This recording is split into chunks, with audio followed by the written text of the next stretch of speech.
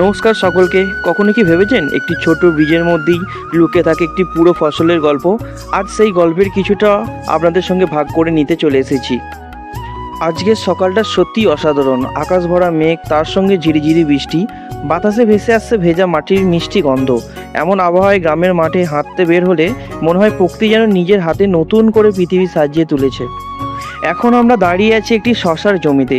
কয়েক সপ্তাহ আগে এখানে ছিল ছোট্ট ছোট্ট চারা, আর আজ দেখুন সেই চারা গাছগুলো ধীরে ধীরে বড় হয়ে মাচা আঁকড়ে উপরে উঠেছে। প্রতিটি লতা যেন সূর্যের আলো আর বৃষ্টির জলকে সঙ্গী করে নিজের স্বপ্ন পূরণের পথে এগিয়ে চলেছে। আর দেখুন, গাছে ফুটতে শুরু করেছে ছোট্ট ছোট্ট হলুদ ফুল।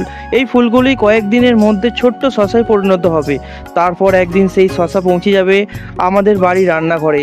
প্রকৃতির এই পরিবর্তনের প্রতিদিন আমাদের শেখায় ধৈর্য, যত্ন আর সময় থাকলে সুন্দর ফল একদিন অবশ্যই পাওয়া যায়।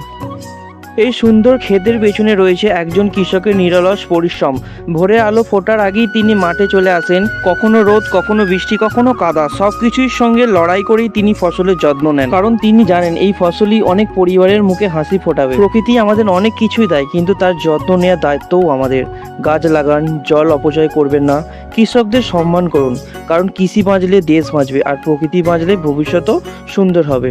এই মেঘলা আকাশ, ঝিরিঝিরি বৃষ্টি আর সবুজ শশার ক্ষেত যদি আপনাদের মন ছুঁয়ে যায়, তাহলে ভিডিওটি লাইক করবেন, শেয়ার করবেন এবং আমাদের সঙ্গে থাকবেন। গ্রামের এমন আরও সুন্দর গল্প নিয়ে খুব শীঘ্রই আবার দেখা হবে।